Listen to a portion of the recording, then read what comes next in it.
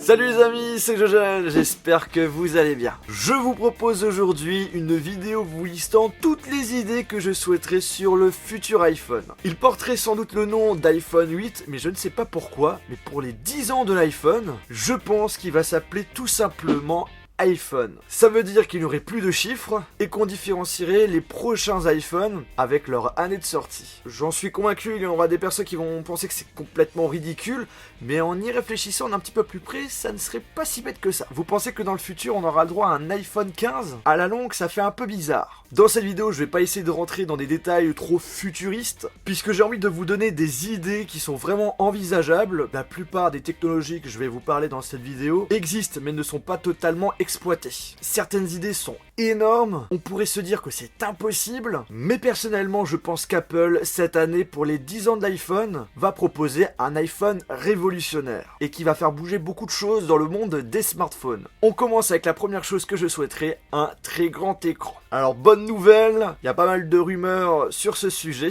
on aura le droit cette année à un écran sans bord du même style que le Galaxy S8. Le bouton Home ainsi que le capteur d'empreinte digitale qu'on a l'habitude de voir depuis des années disparaîtront, mais ne seront pas déplacés à l'arrière du smartphone contrairement à certains concurrents. Selon moi, cet écran sera équipé d'un capteur d'empreinte digitale, c'est-à-dire que vous aurez la possibilité de déverrouiller votre smartphone juste en mettant votre doigt sur l'écran. Ce qui me fait plaisir, c'est que cette idée, je l'ai depuis très longtemps, et là, on a des rumeurs qui parlent justement de cette idée. C'est pourquoi j'en suis convaincu que sur le futur iPhone, on aura le droit à ça. Autre nouveauté sur cet écran, j'imagine bien un écran 3D. C'est quelque chose de pas nouveau, ça existe depuis longtemps. D'ailleurs, j'en ai vu et ça marche super bien. La technologie ressemble beaucoup à celle de la 3DS. Par contre, ça ne fait pas mal aux yeux. Ça apporterait un côté immersif juste énorme, surtout lorsque vous allez regarder des contenus 3D comme des films ou encore lorsque vous allez jouer à des jeux.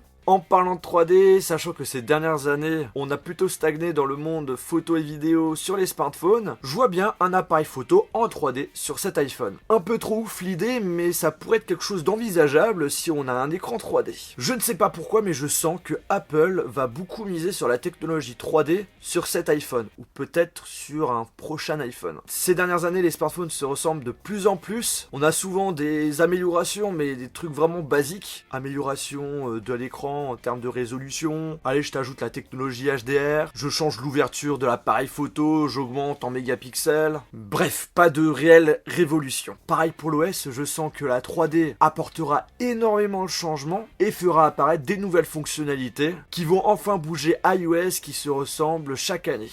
Ah aussi pour l'appareil photo, je souhaite que l'objectif soit complètement intégré au smartphone, qu'on n'ait pas le droit à cette petite bosse assez gênante. Et bien entendu, je veux une caméra frontale un petit peu meilleure avec surtout un grand angle. Puis sur le futur iPhone, je souhaiterais un port USB type C. Ça serait ouf, mais je pense qu'il y a moyen qu'Apple oublie petit à petit son port Lightning, puisqu'on voit que le port USB type C fait de plus en plus son apparition sur les produits Apple. Donc pourquoi pas, on pourra utiliser certains accessoires du Mac directement sur un iPhone. En plus, les qualités du Lightning sont disponibles sur l'USB type C, donc pourquoi pas. Par la suite, par contre, là c'est sûr qu'on va l'avoir, on aura le droit au Bluetooth 5.0. Donc ça on l'a sur le Galaxy S8, ça sera le cas sur le futur iPhone. En gros le Bluetooth 5.0 permet d'améliorer la qualité de son, puisque là on aura le droit à une qualité CD non dégradée. Sachant que moi j'écoute de plus en plus de musique avec des accessoires sans fil, je ne dis pas non. Enfin on passe à l'autonomie, je souhaiterais une autonomie de dingue. Non sérieusement, je sais qu'on n'aura pas tout de suite le droit à des smartphones haut de gamme qui sont capables de tenir plus de 2 journées en utilisation intensive.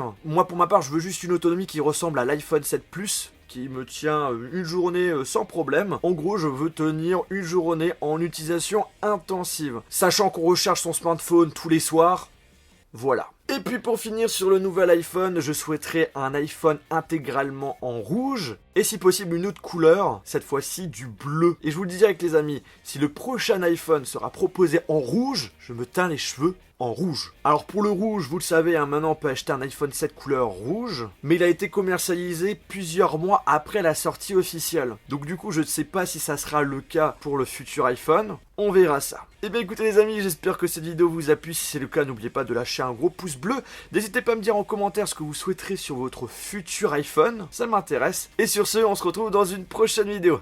Salut!